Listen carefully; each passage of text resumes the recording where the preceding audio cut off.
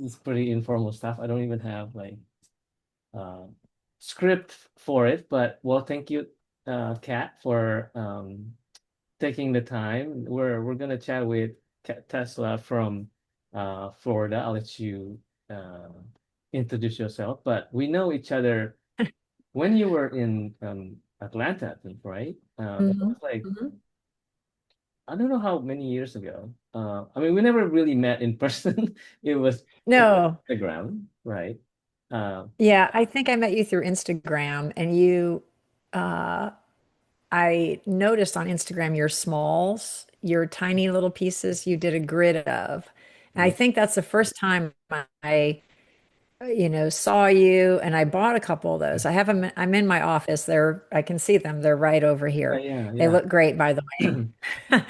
And yes, so that's the first time I saw you. And then we messaged on Instagram and then I ordered my two, little baby Ninos and then and Okay, then that's the name. so I have two baby Ninos and they're fantastic and they're hanging in my office. And so I see you every day. No, thank you, thank you.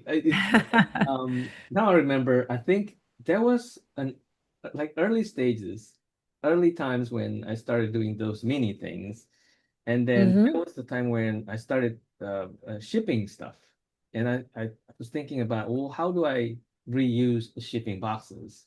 And I think I sent Hmm. you a non-clean box, if I remember correctly. It was like a reusable boxes. I don't know if I drew on it Yes, or not, but it was like, oh my God, if I remember correctly, like that's kind of like I'm not sure that's acceptable. it was early Nino and but then you had this really cool like flower box thing that opened apart and Oh, then you the got that one painting. too? Okay, yeah, yeah, yeah, yes. Yeah, That was so the outside was a little weird, but the inside was great. So it all worked out. there you go. Yeah, when you got it, what is this thing? It's not Amazon, it's not anything. But yeah, but the boxing that opened up, it was actually designed by my friend, so I kind of like Mhm. I bought it from her and Mhm. that kind of like a gift. Anyway, those are well, let's talk about you. Yeah, so I think the reason I want to get to know artists out there from more like a beginner artist to like more established artists and just get to know all of you guys and then make give ideas for other artists about your path and Sure. find tips and tricks or inspiration, basically inspiration Mhm. for you, Mhm. right? And get some ideas, some nuggets here and there. That's the whole idea, really. Because that's how I learned. I just like watching what people are doing, and then like, oh, okay, that's good. Oh, let's not do that, or you know. But yeah, but tell us a little bit more about like your background. How you Sure. started with your art. Yeah. Yeah, so I didn't think I could be an artist. I had a different career. When I went to college, I had a scholarship for the first year of art Okay. that I declined. Oh my goodness. Uh, I know most artists gasp but What? Yeah. so I, like most kids, was drawing and painting and sculpting and whatever, and did very well, and was in all the advanced art classes in high school, and then had a scholarship, and then I declined that. I was super geeky. I'm still very geeky and nerdy and proud of it. So I had academic scholarships. So I ended up getting a bachelor's degree in biology and a master's degree in human genetics. And I worked as a genetic counselor on faculty at Emory University for 20 years. And during that time, like 5 years into my genetics career, I really started to get creatively itchy. I was always still doing my art on the side, that never stopped. Mhm. But so I ended up going to night school for a degree in graphic design, which was a 2 year associate's degree. And that was just a band-aid. That really wasn't the thing that did it for me. And then a few years after that, I was curious whether my work was good enough to get into one of those outdoor art festivals. Oh, this is They have, sorry, this this is in is graphic. Atlanta. Yeah. Yeah, so this is in 1997. And I, you know, I'm so nerdy. I didn't know you could hire a photographer to take slides of your work because at that time there was no real internet or Right. online thing going on. We had to mail in slides, Live. artwork. Yes, slides. Nobody even knows what I think slides are. The little I things you think put in a little, right. the I gave that away. circular. Yeah. Yeah. Those things. Oh my It's God. a old school, right? Right. Right. Right. So I took a photography class to learn how to make my own slides, Yeah. and I shot my work and I got into the show. So I submitted the work, got into the show, and I sold almost everything I brought, Yeah. but everything was very cheaply priced. I didn't know anything about the art world. I had no idea what I was doing, but I won best in my category, an award, and then a gallery asked me to exhibit with them. So Oh, the man. next week I went part-time in my genetics job. That's quick. That's quick. Wow. Yeah, because I didn't think from that I could be an artist, but I think I was so curious. Yeah. I thought, wow, maybe there's something to this. Yeah. I was not, it took several years before I even considered that I could make a living from it. So fast forward, about 4.5 years passed, and I was going to quit my genetics job. Mhm. And what happened is I had to have a major surgery, and a month after that surgery, my husband was diagnosed with colon cancer. So I didn't quit Uh, my genetics job because that's where we got our health insurance. There was no Affordable Care Act, yeah. and cancer was a pre-existing condition. So nobody would insure us until my husband was 5 years cancer free. Okay. So I stayed at my job 5 more years. Okay. And it was very hard. He had his own business, and so that's why we got the health insurance through my job, not his job. Right. Right. And long story short, I ended up, finally leaving that job. But during those 5 years, I really got myself ready. Mm. I It occurred to me that if I was going to run an art business, that I had no idea how to run an Mm. art business or any kind of business. Yeah. Yeah. So I took some courses from the Small Business Association, the SBA. I took some courses from a community college to learn other things that I thought would be helpful. So I took courses on body language. I took courses on negotiation. I Wow. took courses on public speaking. Yeah. I, and then the other stuff was through the SBA, like accounting and what are the different types of businesses and on and on. Yeah. During that 5 years, the art business, though, went through the roof. I was having a really hard time keeping up Mhm. with going back and forth between genetics and art because Yeah. they're so different. Yeah. And, I would get really involved in the genetics and I'd have to switch, and it became harder and harder to switch. It was, Is this you know, 95? Kind of. this is like between 97 and 2003. Yeah. I mean, Uh, you have to go to the office and things like that.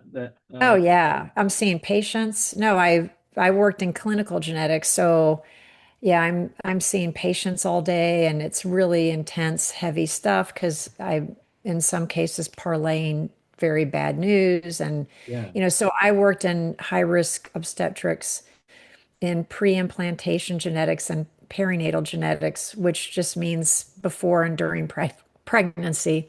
Okay. So when people had abnormal testing, I was the person that called with the results of that testing and had to explain everything.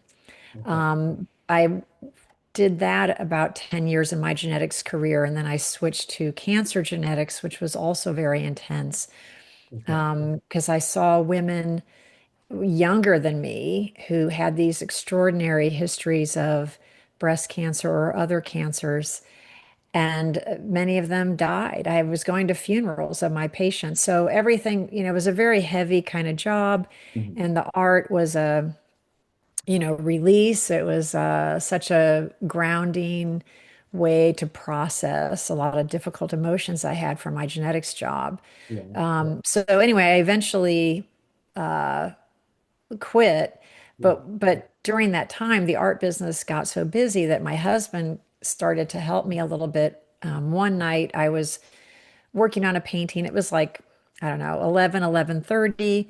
I'm in this little screened in porch that I was using for a studio at the time. Uh-huh. And I had patients, in clinic, like starting at 7:30 a.m. the next day. And I'm so tired. I just want to finish a painting. I take a jar of varnish and I flip it. And Uh-huh. I'm just, oh, I just want to get this painting done. And I'm just dumping varnish all over this painting, making a big mess. Yeah. My husband sees it, Uh-huh. runs out and grabs a brush and fixes it perfectly. It looks like, cleans it up like in a minute, Okay. looks perfectly like glass. Uh-huh. And I looked at him and said, "You have to do this for the rest of my life." And Beautiful method. Yeah. so he started helping varnish the paintings. Okay. Then he saw how poorly I had wired the back of the paintings. And he said, "Let me do that for you." Nice. Okay. Then he loved photography and he had already been doing kind of amateur photography. And so he took additional photography courses and then began photographing my work. Okay. So I leave my genetics job. And, meanwhile, my husband is, recovered from his cancer. Mhm. He's fine, Yeah. but he is burnt out on his job and he's kind of questioning what he wants to do with the rest of his life. But there was his And own so business, no? Was it own business? he ran kind of a boutique construction company. He Okay. liked doing specialty projects like building wine cellars, Okay. things that weren't common. Yeah. He liked doing things that interested him, I suppose. Yeah. It's unique things, I would say. And so he started helping me with my business, and we had plenty of money to bring him on part-time, which we did. Yeah. And then they just kind of blew up. And I can't even really tell you why, but things just blew up. And so he sold his business and then became a full-time business partner with me running our art business. Yeah. So, Okay. our parents thought we lost our minds. Yeah. Our families thought we were absolutely crazy. Yeah. I can remember so many conversations with my dad. Are you guys okay? It's really a shame you're not using your genetics degree. And I'm like, actually, it's a great thing, because I had done everything I wanted to do in my genetics career. Yeah. I left at a good time. I don't know I think I would have been bored if I had stayed longer. Mm-hmm. I would have left to do something. If it wasn't art, I would have done something. Yeah. Yeah. So, anyway, so now here we are. It's been 28 years Wow. since that first art festival. Yeah. And yeah, I wouldn't have it any other way. It's been great. Mm. Okay. Uh, that's awesome. I didn't know a lot of those details. Hmm. So let's see. I was taking notes. So many questions, but I don't want to stop you. Yeah, it's okay. Now, about um, I mean, you said it suddenly blew up, and you didn't know what happened, why. But then when you ask a deeper question, you probably well, we all probably know why that is. I mean, one of them maybe because you somehow um you show up for your work somehow. Yeah, I It's like think what it was, I kind of owe it to, I mean, this is my theory. I don't know if it's right, but I know when my paintings took off, and it was after I started doing yoga and meditation. I had a great yoga teacher in Atlanta who was totally into mindful meditation. mm, So we started doing like meditation after the yoga, meditation before the yoga. Then she had like separate, like different teachers come in, yeah, and I started doing a practice of mindful meditation. And nothing fancy. Like I still do it now, but I just really I can tune things out very quickly. I Mm. can get into the body quickly. So what happened was, first of all, I started as a landscape painter. Yeah. I was dabbling in abstract Yeah. my whole life, but I think I was afraid to show it Hmm. because I just didn't have confidence around it. And Yeah. I think I didn't know who I was on the canvas yet. So I Hmm. started as a landscape painter, and I would go into the studio and say to myself, okay, I'm going to paint a treescape, or I'm going to paint three trees, or whatever, and a Right. river. Right. And then I would paint that, and it would just be okay. Hmm. You know, it wasn't that it was awful, but looking back, it's like I think, wow, like it's just so it doesn't have the depth of the artist, doesn't have the commitment. Hmm. And then after the meditation practice that I began, I stopped going into the studio saying, I'm going to paint X, Y, or Z. Yeah. I just went into the studio and said, I'm going to paint. Okay. And then the landscapes became more ethereal. Hmm. They were completely unplanned. I had no idea what was going to happen, Yeah. and they got good. Mm. And I think it's because I stopped trying. Interesting. Yeah. Yeah. Yeah. And so, I believe that the paintings are much better, generally speaking, for any painter if you stop trying, because the trying is coming from that thinker part of your brain, Yeah. a part that is, the logical, rational, but also the critic is there Yeah. Yeah. telling you what to do, right? And so when I stopped trying, the landscapes, I think, improved and Mm. they just started selling like crazy.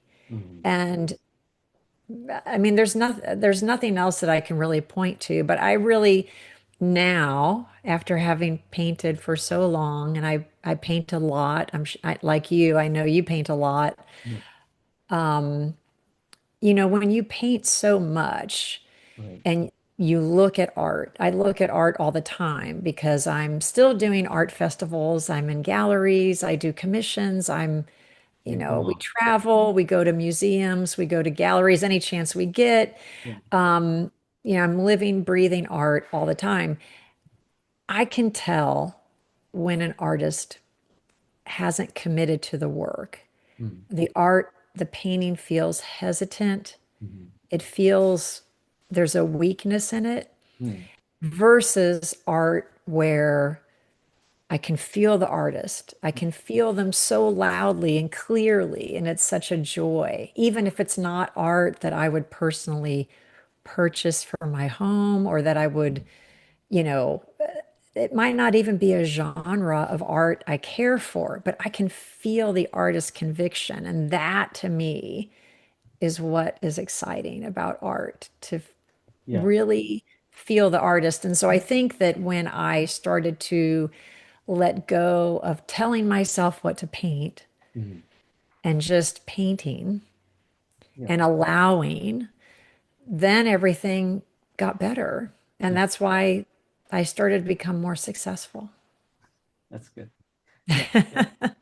So it's almost something that you can't uh really explain in a more like business strategy standpoint. It's really visceral thing that you create from Yeah. within. It's like the honest work. Like the honest Yeah. work will show up honest, right? Well, it's not like I could say, oh, I mixed this one, Right. green, and then it started working. Mhm.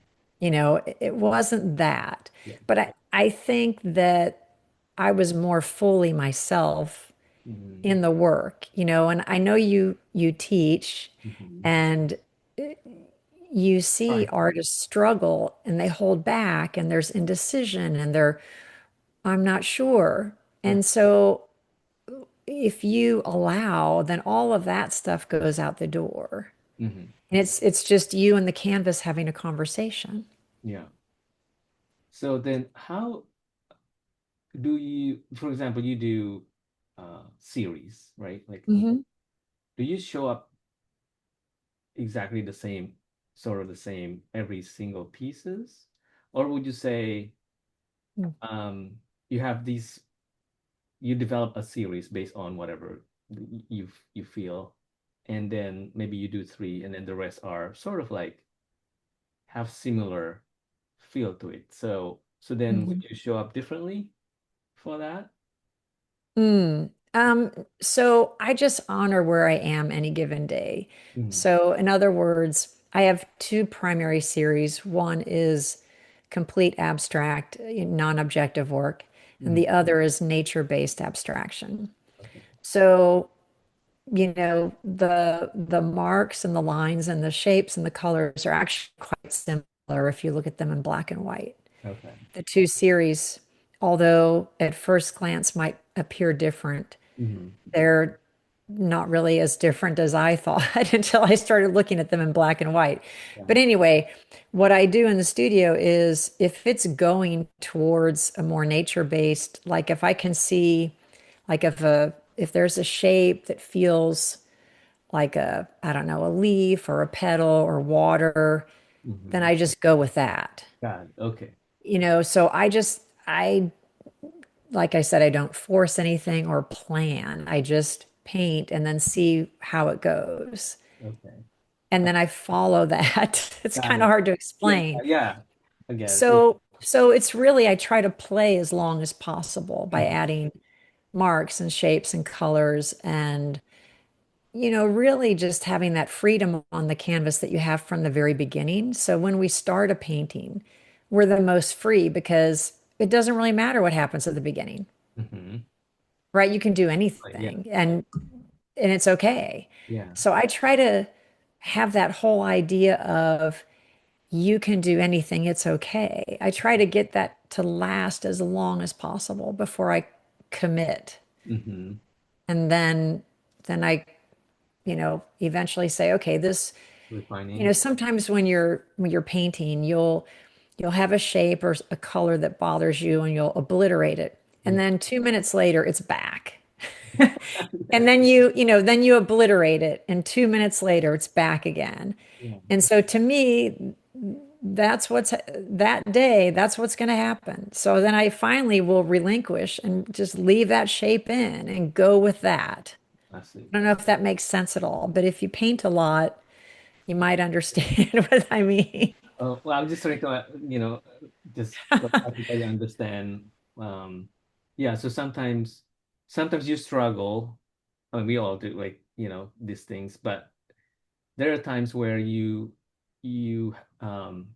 you're okay to let that go and kind of like maybe lean into that struggle a little bit, and Yeah, that's so when when beauty. when you stop fighting with the canvas, Yeah. so if sometimes it goes the way it goes. Mhm. And I think that it's easier to just go with what is happening. There are certain, every day we wake up, right? And like whatever job you have, whether you're an artist or something else, you get up and you go to work. And one day you feel rested and you're, you just feel really on and everything feels easy. And then the other day you wake up and it's raining, you just want to stay in bed, and you don't like, you're thinking about something irritating your coworker did, or you don't want to go to work, but you Uh-huh. still have to go to work. Right. And you're still going to have, so in a similar way, I think we as artists have every day is a little bit different, right? We come to the canvas a different person each day. Yeah. And some days it just kind of pours out of us and it's easy. And we think, wow, wouldn't it be great if it was like this every day? But the reality is, you're always going to have a bad day every now and then. Uh-huh. And so, on those, whatever the days that are maybe feel more like a struggle, I try to lessen the struggle by doing the, as you say, leaning in Mhm. and just allowing, okay, if this shape wants to be here, let's just let it be there and keep going. And how could that work? Right. Right. With a composition, or what kind of palette could I work around that, or So going into that idea of, or sometimes you feel like working, sometimes you don't. Now, Mhm. as a hobbyist is a different thing. Okay, that it's easier to let go. That would you Of say that course. if you think that you want to make your art to be more quote unquote successful, whatever that means to you, Mm-hmm. let's say for this conversation, just say successful means financially more stable. You say that you treat your practice more like a job then or business or something. So if you don't feel like it, then you have to Yeah, push through it. yeah. Yeah, no, I treat my practice very seriously, like I would a job. Hmm. So if you think of any job you've had where you worked for somebody else Yeah. and all the creativity, all the stamina it took, Um, all the energy it took, you have to, I think, as an artist, if you want to make a living, you have to be willing to give that to yourself mhm. and say to yourself, okay, if I was if I was working for somebody else and working on this painting Yeah. and I got irritated with it, it's not like the boss would say, "Oh, we don't need any more paintings this week. You can just relax and go kick up your feet in your office and have a coffee for the rest of the day." Like you would still have to, make your widget or whatever you're doing at your job. And so I have many paintings going on at one time so that I don't, you know, get stuck on anything. It gives me, they cross-pollinate and it's more interesting for me. But back to, if I'm working for somebody else, it's not like I can say, yeah, I'm tired of doing this. I'm going to go home now. Yeah. Yeah. You have to keep going. And so as a person with a art business, you know, if it's not going well in the studio, then you need to switch to business tasks or something else, I think. You still have to do something. Hmm. But your studio is you treated your studio as your office, kind of like you show Um, up in a certain time or yeah, my schedule is very irregular, okay. because I know that's going to sound inconsistent with the other things I'm saying, but y- I like I said before, I honor where I'm at. So if I wake up, like how sometimes you wake up immediately and you're like, oh my God, I have this idea for this color combination, or I have this new tool I want to try. Yeah. And then like you're out in the studio sooner for that reason. Hmm. At least I am. And if instead you have some follow-up business emails to do or a newsletter or something you're trying to finish up, you might do that and then paint later in the day. So I just kind of honor what is happening Hmm. with myself and the business any given day. Because also there are, if I have a very busy schedule where I have deadline sensitive commissions Yeah. or I have a gallery waiting for work, Hmm. I'm out there early. I gotta get to it. Yeah. I gotta make something happen. Yeah. So this is almost like, yeah, I guess it's different than looking at it as you have 9 to 5 job. You don't. You're kind of like a freelance person where you do the way you do it when you do it, but also not. It's basically you are your own boss, and then Mhm. you talk to them all the time. So you negotiate with them. It's more fluid conversation with this boss instead of you know rigid. Mhm. It's not rigid at all. It sounds like so. Yeah, no, I have my schedule's fluid. A rigid schedule might not work well for a creative. Right. Unless like I'm a morning person, so I function better in the morning Yeah. than the afternoon. But sometimes I have a great painting session in the afternoon. But you know, I think there's you have to understand how fast you paint, Hmm. how much you need to produce. Yeah. I mean, I will say this. I have an excellent understanding of running an art business and what has to happen when. Hmm. And my husband and I have a very clear division of labor as to who's doing what. Hmm. And so the schedule's fluid, but everything's getting done. And, if somebody started later in the day on their work, they might be in the studio at 10 o'clock at night. Yeah. So it's not, I don't think you are required Mhm. to be in your art business from 9 to 5 if that doesn't work with your life Yeah. and how you are. Right. Right. Yeah. So it's So just it's yeah, it's the total amount of time more than when. yeah. So you talk to um your boss that your boss will tell you that this is not a factory. This is this is a creative space uh Mhm. that you can explore, but you have to produce. You have to show up. And the way you produce is up to you. Right, boss? Yeah. And then the boss said, yeah, yeah, just do whatever you want, except, when it's deadline, you have to deliver Yes. and do how Yeah. you want to do it.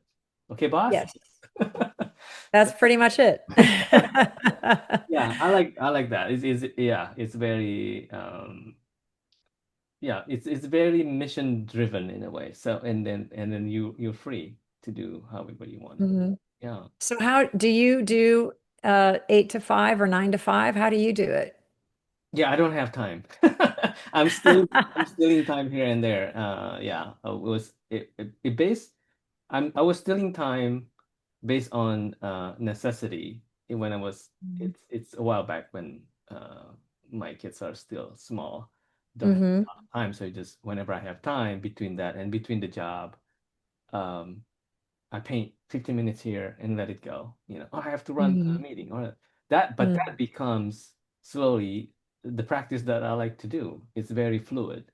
I Hmm. can't Hmm. I can't spend okay, Saturday I'm gonna be there for 4 hours. Like usually Hmm. that doesn't happen. Even if that Hmm. happens, I have to be at 4 hours. I'll do different things. Hmm. Uh, Right, right. this So is are you still working full time or part time? I'm still in transition right now. So Hmm. I'm looking at both, looking Hmm. for signs. Hmm. Yeah. Go, full-time or part-time type of thing, Hmm. or all in kind of thing. So it's not a clear um it's not a clear answer. It's it's evolving, almost like evolving every day. Like Hmm. which one is, I think my heart says this. Oh wait, but my brain says that. So it's like it's interesting dynamic. Um, but yeah, that's how I do it. Hmm. Hmm. How about inspiration wise? So you said you had kind of like two main themes Series. series, Hmm. right? Does does your experience, for example, hospital and all life differences, Hmm. does it matter to how you produce your work at all? How does that connect it to that, or not connected?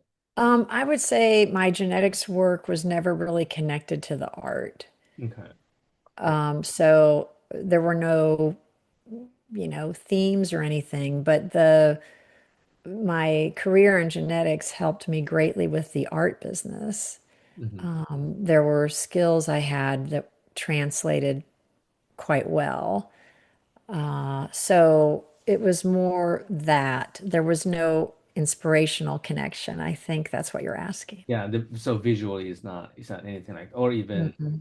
when you Mm-mm. paint, you have that connection at all. Yeah.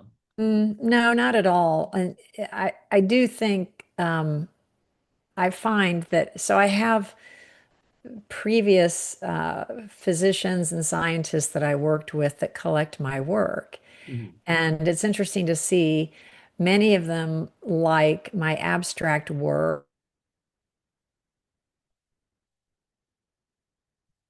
Yeah. You're frozen. Am I frozen? And Yeah. oh, are you frozen? No, I'm good now. I'm good Was now. I frozen? A little bit, but I think in the recording. Oh, okay. Yeah, it's fine. Um, so the scientists usually go for the abstract work. It's a little bit more angular, maybe more masculine, Okay. uh, versus the nature-based work. So it's interesting. And I don't know why, but I get a lot of CFOs that buy my work and they love the nature-based work. It's so bizarre. I can't figure it out. So Wait, CFO. Tell me more about C. uh, the financial officer of a corporation. I have many CFOs. They buy the nature-based abstracts. The scientists go for the just plain non-objective work. Oh, okay. And that's just something I've noticed over these many years. So who who knows? It's just an interesting tidbit. Yeah. And how do you find these people? Like, how do you connect with them? Is it more organic or Mhm. um Yeah, so I would say this. I since I started with art festivals, I have never ended them, and it's been such a huge way mhm, to find my audience wow. and build a giant email list Mhm, of collectors and meet people constantly. yeah. So you could look at it this way. You could have a retail space in a tourist destination so that you have constant new people coming in. Mhm, With art festivals, I did them all over the country. I don't do them all over the country any longer. I just do a few here in Florida now. But okay. when I was going all over the country, it's like I'm coming to them and Yeah. connecting with people in different cities. So I have a mailing list that, I have segmented in many different ways. One is by geography. Mhm, And so, you know, I would do, some of these art festivals, 500,000 people come. They're really big. The better fine art festivals are quite good. They're mhm, very hard to get into. It's competitive, on and on. yeah. But so because I continue to do them and many people travel to Florida, Mhm, I will encounter new people all the time. And also, my studio's on my property where I live. I have people that will come to my studio. It's easy to get to. So I think that doing the art festivals, and of course, I show in galleries and do commissions and work with art consulting firms and all the other things. yeah. But I think the in-person events Mm, is one of the best things that you can do mhm, to find your audience, connect with your audience, and build an email list. yeah. Plus you're a in-person person too. So it fits. It's pretty Yeah, I nice. like in person. Yeah, We exactly. talked about that earlier. Yeah, yeah, yeah. So I guess if one tip for artists who's looking for more audience, then that would be it.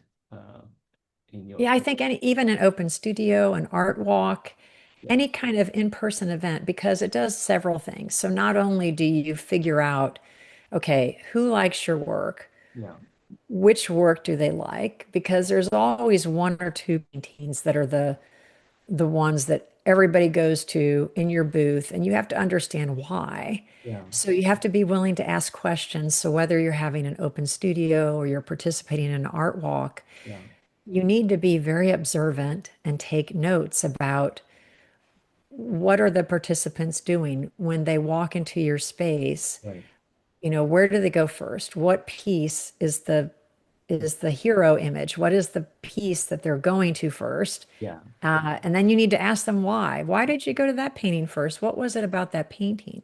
Because yeah, then you can start to learn about how your art attracts clients. yeah, Because how are you going to know? If you're only in galleries or you're only selling online and you never have anything in person, I think personally it's kind of a handicap because you're not going to really understand right, the connection that yeah, your art has with your audience. okay, And the other thing about an in-person event is you can talk to people, you can ask questions. right, yeah, And there'll be a piece that I show that I think is the best piece, and it'll be the one that nobody goes to.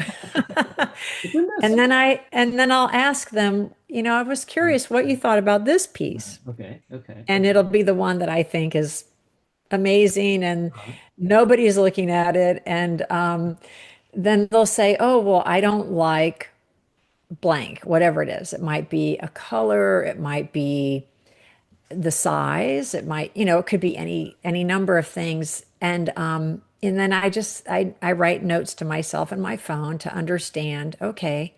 And so it might be that that painting is at the wrong show. Interesting. Okay. So I never worry about you're gonna like if you show your work in person, you have to know you're gonna hear all kinds of junk.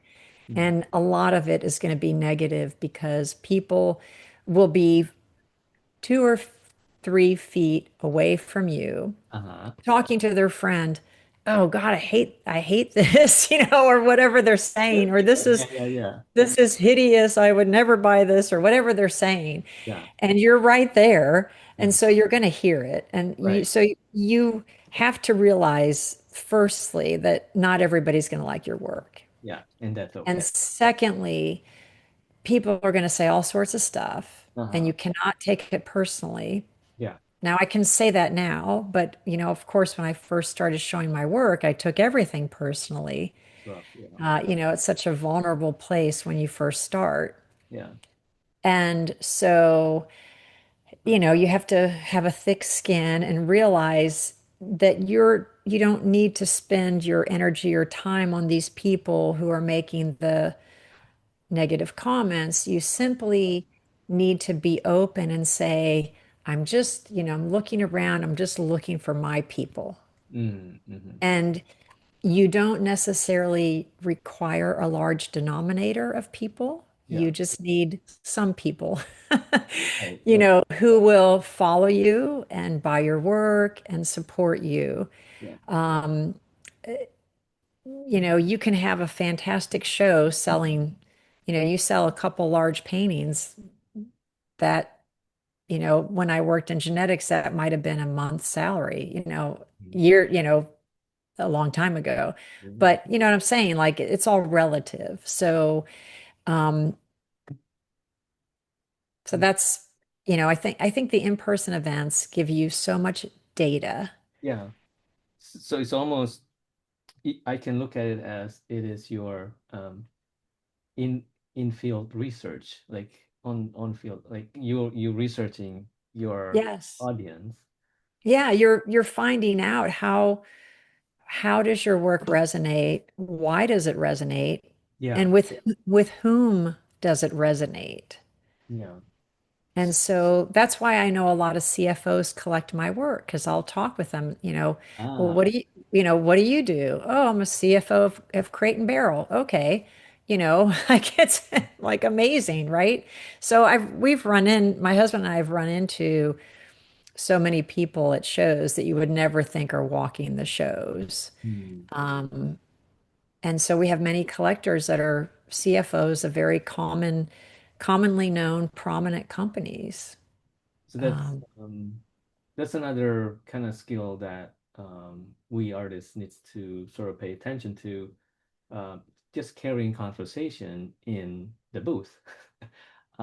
Because at the end of the day, they will connect with you as seems to be like as a person, then they buy the art. Of course, they like the art, but at the same time, if they're yeah. a person, even more, a plus, I think. Yes, I think that of course, the art matters, but most people are collecting because they connect with the artist in some way. Yeah, yeah. So And that's I, it's harder, obviously, in the online world to connect. right. It's That's why.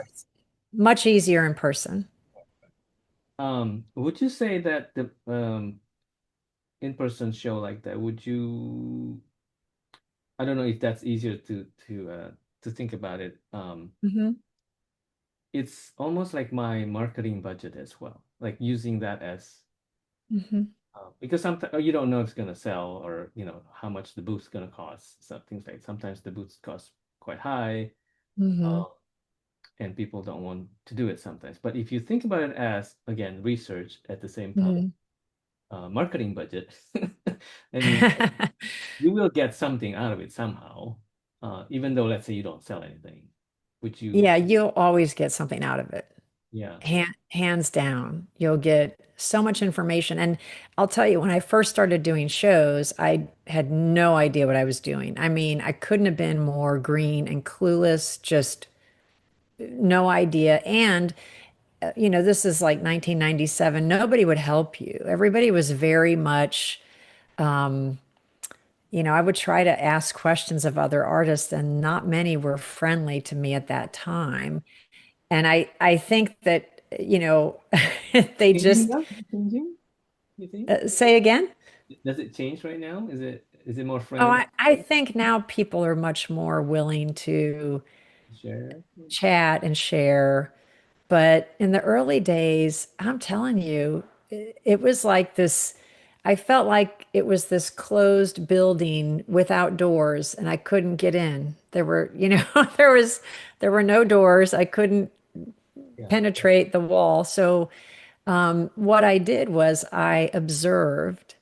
I would walk every show I did, Mhm. and I would observe who I thought were the top three sellers at the show. Okay.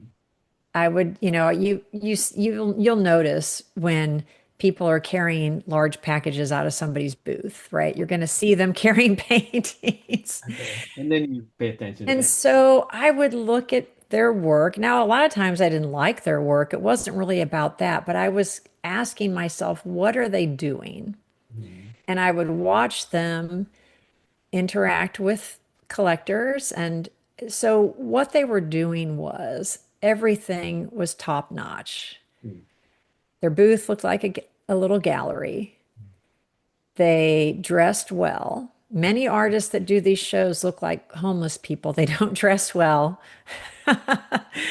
and they don't take it seriously. So I kept seeing, trends Mhm. in the people that were successful. And then I started to say, okay, well, I could, I can do these things. And bit by bit, I felt like I started to learn how to interact with people at a show, how to present my work better, how do I make my booth look like a gallery, what were the little things they were doing, so when I first started, I had little handwritten price tags. Well, the I noticed people had printed ones and they looked very professional. And so I thought, okay, how can I do this? So it was all these little things along the way. And so my husband and I, we just we watched and we learned, Yeah. how is this done? What are they doing? Why are they successful? And of course, it's the work, but how is their booth laid out to, you have maybe 3 seconds. Mhm. If somebody's, if you are in a big art festival outdoors with 200 artists and people are walking down the middle and there are booths on either side Yeah. and they're looking, left to right, you have about 3 seconds to grab them. Mhm. Mhm. And so you better have something in your booth that does that, or they're not going to come in. Like the supermarket shelf. Absolutely. It's the same thing. Same thing with advertising, right? Your packaging has to be something that would get your attention. And so, and of course, you don't want the attention of everybody because not everybody is your collector. Mhm. Mhm.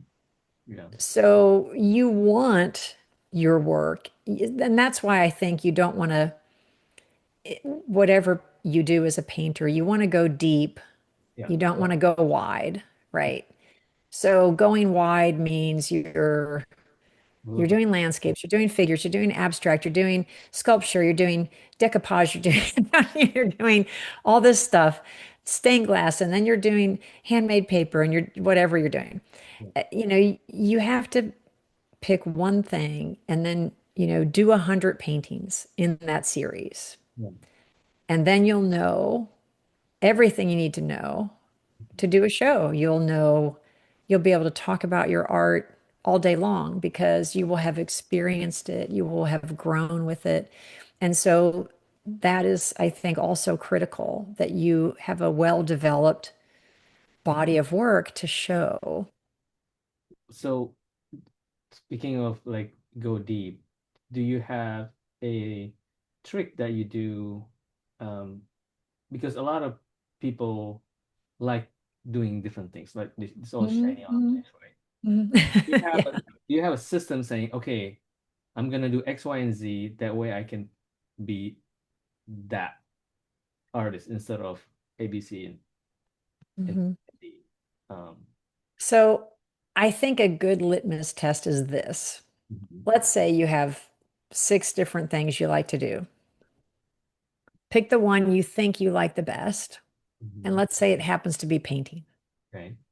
And whatever you paint, it doesn't really matter if it's sailboats or figures or landscapes or abstracts or still lifes, doesn't really matter what it is. Take your paintings and line them up Okay. and pick what you think are your three best ones. Mhm. Now, show me 10 different ways that you can do those three different ones again. Okay. So let's say you're a still life artist, and one is a red vase of flowers and you just love it.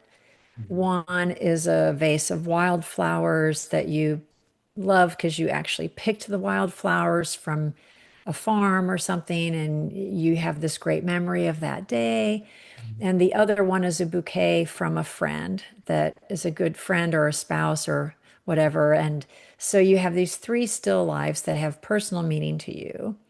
So now show me, literally do 30 paintings, 10. So take the vase of red flowers. Show me 10 ways you can do a vase of red flowers. So you're not just going to repeat it, you're going to have to start bending it Mhm. and figuring out how else could I show a vase of red flowers? What would be 10 different ways I could do it? Mhm. And in that, that's how you're going deep.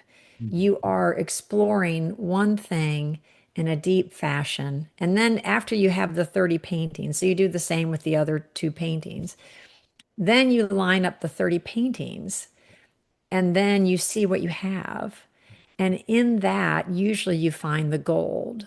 Mhm. And you can look and say, okay, of these 30 paintings, there's going to be maybe, whatever, five that are Mhm. fantastic.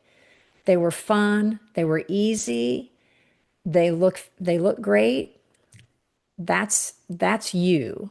Um, that's The other, then there's going to be, I don't know, another 20, 25% that are the weak ones. mhm.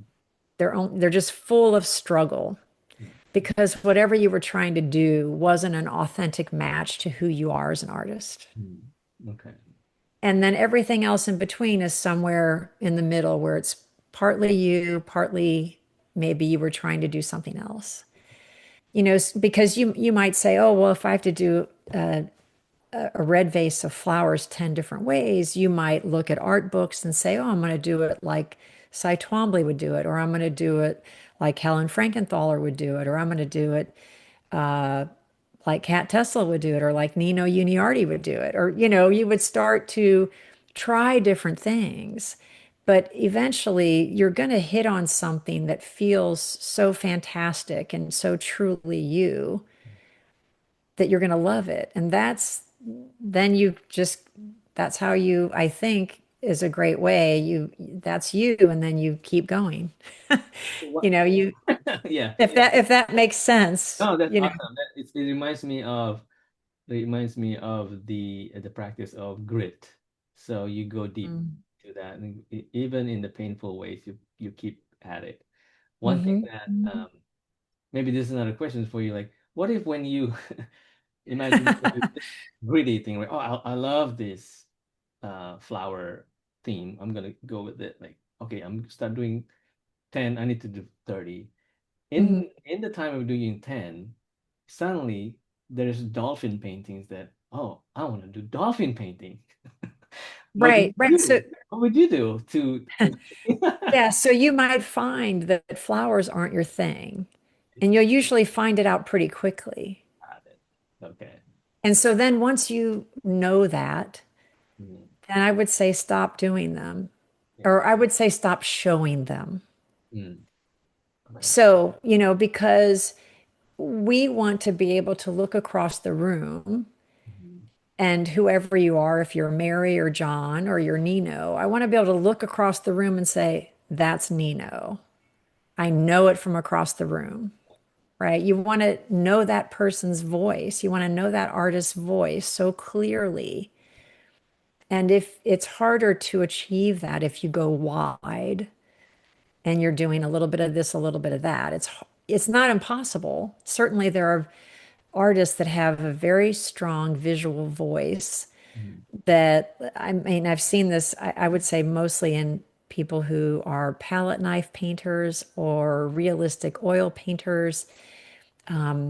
You can totally recognize their work, even if it's a street scene or a still life, because their brush strokes, their mark is so distinctive in the work. How they've applied the paint is so consistent. mm, But I would say that's not true for many artists. mm. Okay. Yeah, that's If good. that makes sense. Yeah. Yeah, yeah. Um, okay. That ding just take me quite by surprise. Like what is um, um, no, that's good. Yeah, I'm just thinking about a lot of people asking, well, how do people recognize your work? What did you do? What did you do to make uh, your work recognizable? But seems like what you're saying is one exercise would be go deep on your in, Mhm, and then mhm, you'll find out. Or I assume you're not trying to be different. You just show up as you, mhm, mhm, be honest with yourself and create honest work in a way. mhm. And then the brush strokes or the style, it will show up. Right? Yes, I No way think, there's no yeah. trick to that. Is Yeah, it? it's not a trick. It's everybody has their mark, right? The way that they, so if I have a brush set and I'm going to hold it one way, you're going to hold it slightly differently. The amount of paint that I put on that brush is a certain volume. You're going to have a different volume. Like we all have Yeah. a unique way of applying paint. How much pressure are you putting on the canvas when you put it on? Where are you putting it on the canvas? And, on and on and on. So everybody has a style and has a way that they do things. But I think what happens is many artists say, oh, I want to be like blank. Mhm.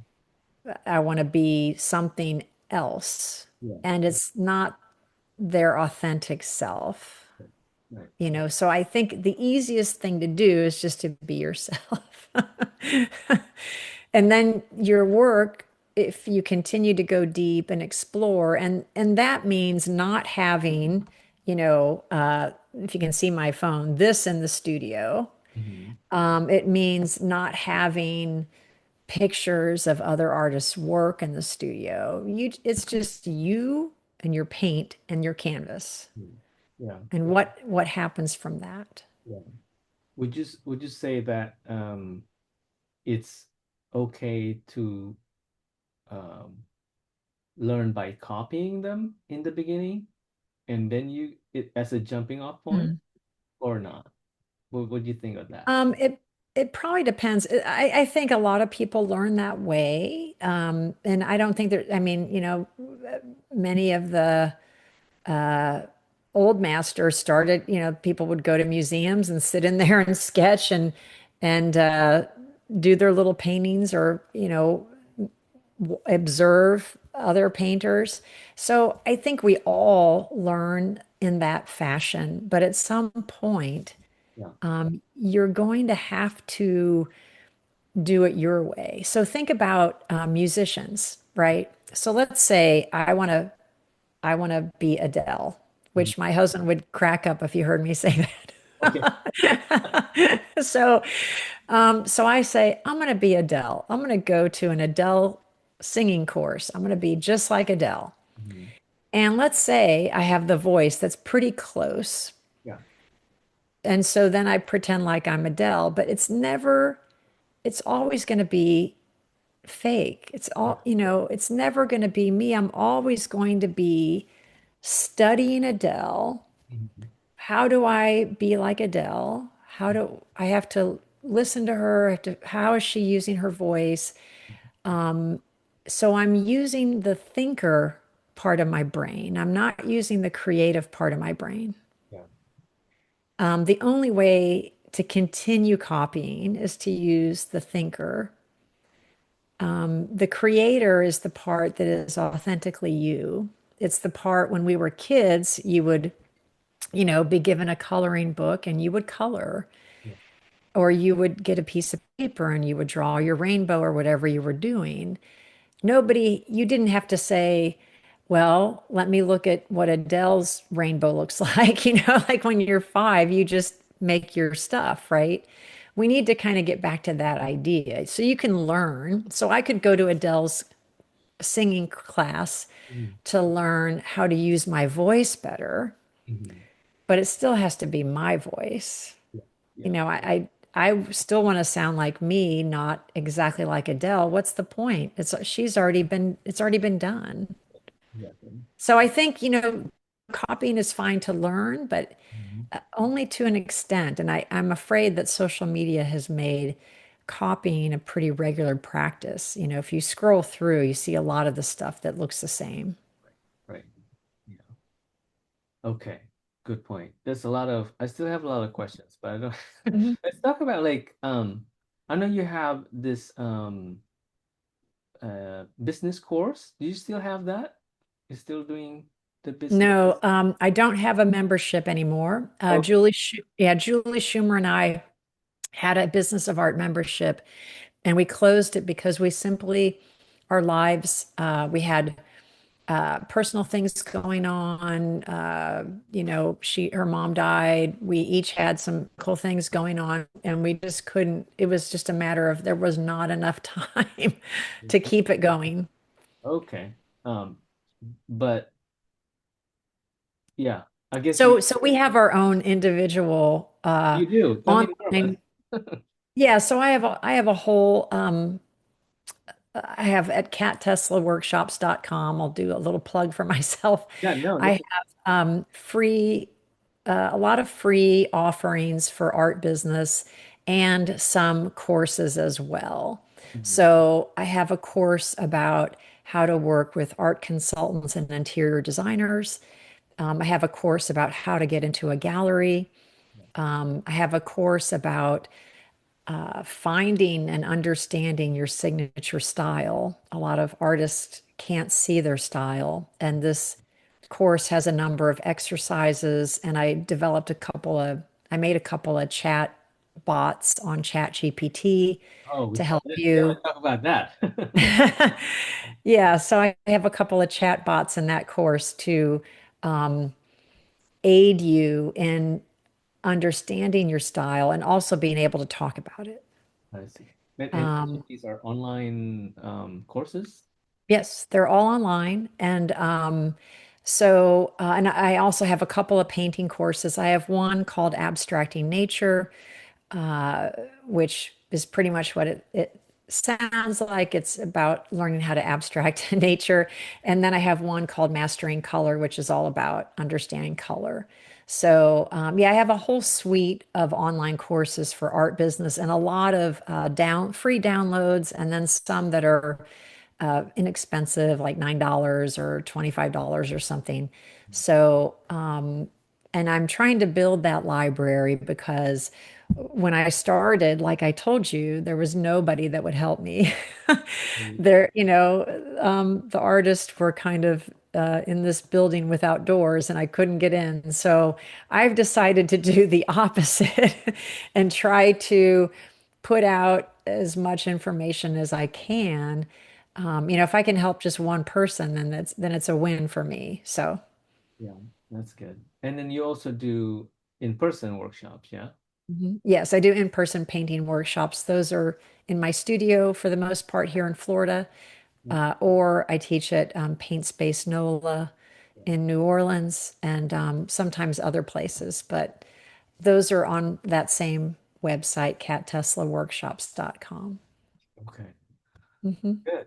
Well, I wish I can continue talking, but there's so many questions. But thank you for all of these insights. I'm sure it's very, very useful. Yeah, one thing that I haven't done, I don't know if you know, I haven't done any uh, uh, art show, like booth art show. Hmm. Hmm. So I might take your advice on that and sign up somewhere. I don't know, but Yeah, they're juried, so you don't, if you just sign up somewhere, you don't want to do that show. You okay, want to, yeah, you want to research the juried fine art shows. And I'm going to be doing a course that's coming out in January. I'm doing two new courses. They'll be online. One is going to be the A to Z of art festivals. So for people who want to explore that. And then the other course is going to be about how to sell your work in person. okay. Are those Those are coming. You and your audience are the first to know. So they're going to be coming out in January. okay? But are those like online or Yeah, they're going to be online. okay? Yep. Yep. So it'll answer everything uh, Super. I hope it'll answer all the questions. Okay. Well, before we done, do you have any last words of advice or anything for? No, I just wanted to thank you, Nino. I think you have been such a great example of an artist in the world and on social media, very giving and available to people. And I your work is very recognizable. I would know it anywhere, I think. And it's wonderful to see you pursuing your work. It's we're all better for it. So thank you. Well, thank you. That's too kind of you, but yeah, I'm looking up for you. You do things, and it's amazing to see what you've been doing. So that's why we have this Thank one. you. Thank you. Okay, well, thank you. I'll see you sometimes soon.